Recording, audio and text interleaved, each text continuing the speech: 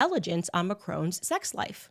Inventory of what was seized at Mar-a-Lago caused a transatlantic freakout between Paris and Washington. I'm sorry, what? What could he have stumbled upon about Emmanuel Macron's sex life that would have caused a transatlantic panic? Here's a Rolling Stone headline to the same effect. It reads, Trump bragged that he had, quote unquote, intelligence on Macron's sex life. The FBI seized a document with info on the French president during the Mar-a-Lago raid that has officials in both countries hunting for answers. Oh, okay. Why would you be stressed as a president? What were your tastes? And here is an excerpt from that Rolling Stone article, because this really is incredible. Most people don't remember this, okay? It reads, then, of course, the mere revelation of its existence triggered a transatlantic freakout, according to two other sources familiar with the situation and Trump's prior talk about the Macron's allegedly naughty ways that, quote, not very many people know, only intensified those concerns.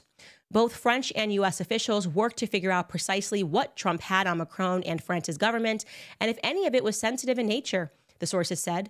The officials in both nations wanted to know if this discovery signified some kind of a national security breach, or if it amounted to a frivolous but stolen keepsake. Oh, okay.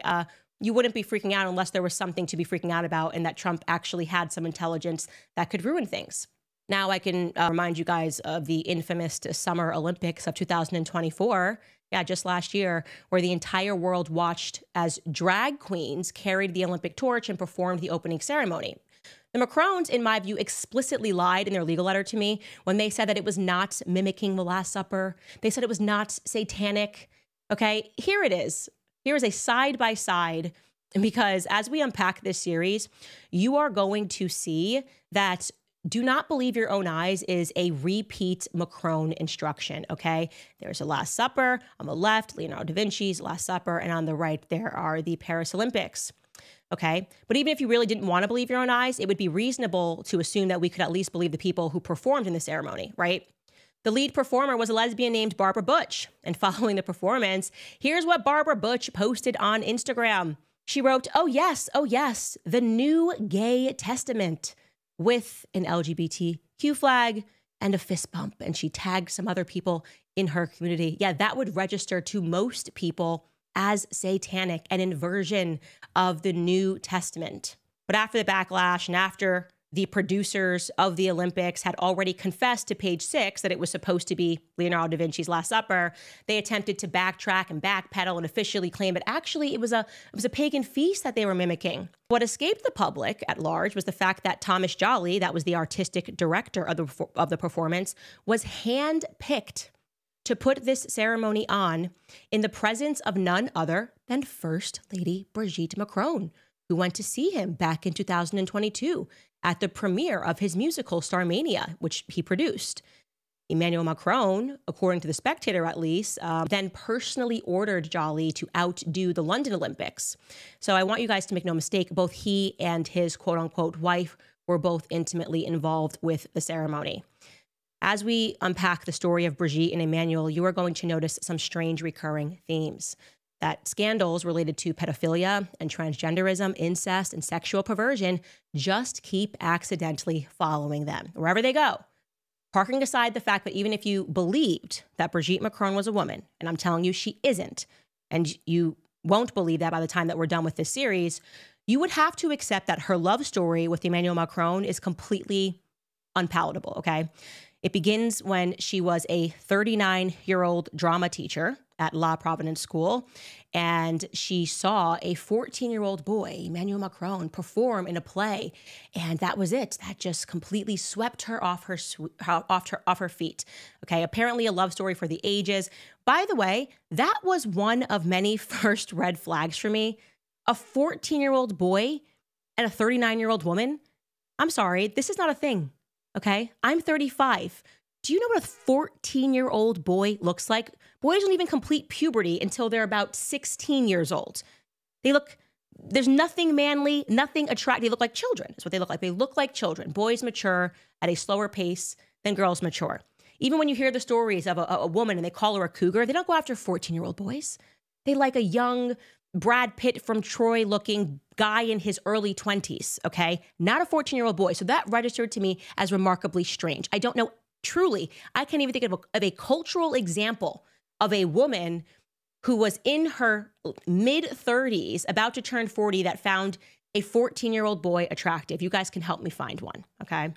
So once the couple moved into Élysée Palace, that's the French White House, weird scandals began to follow them. For example, for whatever reason, it became known to the public that Brigitte Macron, who fancies herself something of a designer, wanted to install an erect penis with golden balls to become the new spire for the Notre Dame Cathedral. Yes, you heard me correct. Here is a headline in the Daily Mail to back that up. Brigitte Macron backed an erect phallus with golden balls as the new spire for the Notre Dame Cathedral, France's former culture minister claims. This is not a conspiracy. The former Minister of Culture was Roselyne Bachelot. She openly admitted that Brigitte Macron adversed her modern designs in January of 2021. That's a theme. Brigitte likes freaky art. That's just what she's into. Just like when they moved into the Élysée Palace, she got right to work redesigning things that had meaning to her. Art has meaning. Just one example, she handpicked a carpet from an artist known as Claude Levesque, okay? This is a photo we're showing you right now of that hand-picked carpet. She really wanted to get involved, and that piece was known as Black Sun, okay? Regarding Claude Levesque, people started pointing out that there were a lot of pedophile undertones in his work, a work of a man that through various commissions had sort of become this quasi-official artist of the French Republic. Le Monde, and just so you know, Le Monde, you're going to hear me speaking about that a lot, that is the French equivalent to the New York Times. This is what they wrote about Claude Levesque's lifestyle. Quote, Claude Levesque refers to the teenagers around him as his godchildren, nephews, assistants, and even sons. These cuddly toys and teddy bears that he carries around the world, that he takes out for meals, and that he displays in every nook and cranny of his two homes were, according to the artist in his interviews, quote, given to him by friends, memories that were too intimate to talk about. His obsession with the world of childhood is seen as an quote-unquote artistic sublimation, the fantasy of someone who is far more at ease with children than with the world of adults. The visual artist describes his sexual tastes and his relationships with young boys as, quote, linked to libertarian thought and the punk movement. If you look closely, allusions to these forbidden relationships are found throughout his works. Here, there would be a quotation from Michel Tournier's Le Roi de Aulnay, which is a book that is about a guy. It has a lot of pedophile overtones, just so you know. Over there, a reference to The Night of the Hunter, with Robert Mitchum as a diabolical preacher stalking two innocent children, plus countless allusions to Visconti's cult film Death in Venice, where a beautiful teenager, Tadzio, is idolized by an aging man. Other allusions are more cryptic, such as this press clipping that appears in his book Holidays in France, and it alludes to Jackie Kaisermertz, a pedo-criminal school teacher who went on a rampage, this is a true story, in Nièvre, that's a French town, from 1970 to 1997 with more than 70 victims. He was eventually sentenced in 2001 to 18 years imprisonment. That's the kind of stuff that Claude Levesque likes to put into his work and into his books. Allusions to pedophilia. So you guys are going to be a little bit shocked right now to learn that Brigitte Macron eventually had to remove his carpet from the office. You see, there's a picture of Macron sitting on top of his carpet, and they had to remove it in 2021 because the attraction to his artwork became a little bit embarrassing when multiple legal procedures began against Claude Levesque for statutory rape. That came to light in 2021. And ironically, in 2023, the artist Claude Levesque was indicted for the rape of minors when two brothers from that little town in Nièvre said that they were sexually assaulted when they were teenagers from him.